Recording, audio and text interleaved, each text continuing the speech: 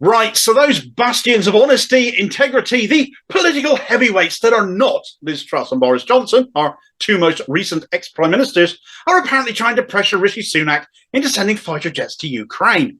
This all comes, of course, after Volodymyr Zelensky, as always dressed in combat fatigues in case we ever forget there's a war going on, came to address Parliament asking for more help, calling British Typhoon fighter jets wings for freedom. He laid it on thick, presenting Parliament with a Ukrainian pilot's helmet, no less, with the words, "We have freedom, give us wings to protect it," inscribed upon it.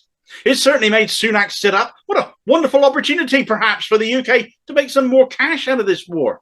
Are we going to sell them to Ukraine? Are we going to lend them, perhaps, with some sort of a compensation deal? Or are we just going to gift them altruistically out of the kindness of our hearts? I was laughing to myself as I typed that, as if the Tories gift anything except misery, really. Grift, yes, certainly, but not gift. Anyway, it remains to be seen if any of this happens at all, frankly, and there are significant reasons for doubting this will ever come to pass, and I'll come to that in a moment. But now Sunak had not been keen to send aircraft to Ukraine initially, but after his love-in with Zelensky, he had apparently changed his mind completely. Perhaps we ought to send the Ukrainian president into bat for our nurses and other striking essential workers, in which case at least somebody can get through to Sunak and make him listen. But he then tasked the Ministry of Defence to see how they could be provided. We have 100 Typhoon jets at our disposal here in the UK, apparently, but they aren't completely built here. What is made in Britain anymore, quite honestly. But the current Typhoons, the Eurofighters, are manufactured across 4 countries, and the bits of them that we make, manufactured by BAE Systems, include the front and rear fuselages, canopy, dorsal spine, and tail fin. But the rest of the jet consists of parts built in Italy, Germany, and Spain. This makes the Eurofighter not just a multinational construct, but also a political one. To deploy these planes in Ukraine would normally require the consent of those other 3 countries too. It's their technology involved, after all. Now, all of them are very much on the Ukrainian side of this fight, so they may have no issue with that. But on the other hand, they may have issues with their tech potentially falling into Putin's hands. Though I think if you're going to worry about things like that, what is the point of developing a military aircraft to start with? What else would you use them for? They're very expensive ornaments. Any deal with us, therefore, could fail without multinational agreement. If we promised planes we might not be able to make good on because Spain, just as an example, I'll pick on Spain, aren't happy with it, then by rights we can't send them.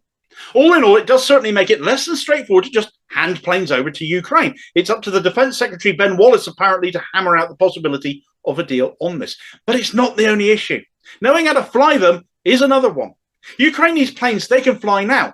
Planes, jets, they don't operate in the same way as our cars in that it doesn't really matter what make you buy, you can pretty much operate them because they all basically run the same way. That's not the case with fighter jets. Yet most of what the Ukraine have had access to up till now, apparently, have been the US-built F-16s, not the Eurofighter Typhoon. We've offered to train Ukrainian pilots to fly them. We have the simulator capacity to do that. But it still takes, on average, 3 years of training to fly a Typhoon. How do you speed that up so they can have them now? You can't. Not to have pilots not only competent at flying them, but combat ready too.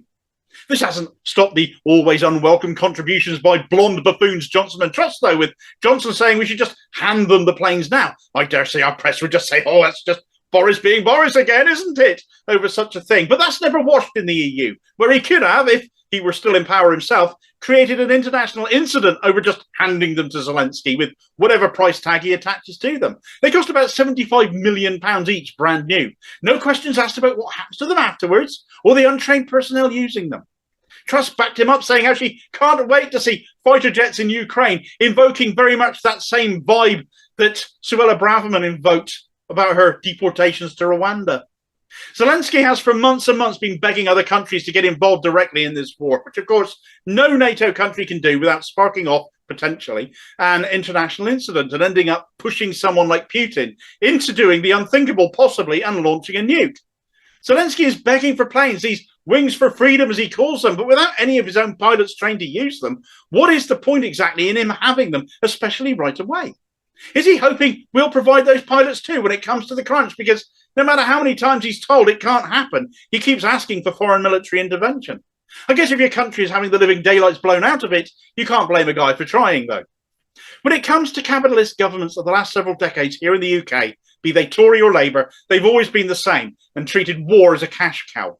We wouldn't get involved if we didn't benefit from it, from the arms and military equipment we manufacture. Boris Johnson doesn't give a stuff for anyone except himself. And if there were no gain for the UK here, we wouldn't even be watching this war on the news. Just look at other conflicts we know are happening that are getting ignored around the world because there's no political gain to be made out of them. The issue I've highlighted look like that may in fact be the crux of the argument going forwards now, as the noises being made are that Ukraine can have the jets, but not until the current conflict is over. This would allow time for the training of pilots and allay any concerns about Putin managing to get a hold of any Western technology we don't want him to have. There's no word on how long before these jets would become accessible after the conflict. It would be if the war ends soon. And if it doesn't, then pilots can just continue to be trained here meanwhile. Either way, I suppose it at least means Sunak, not exactly renowned for being a strong leader, is capable of at least resisting the idiocy of his predecessors. But there's still time for him to buckle.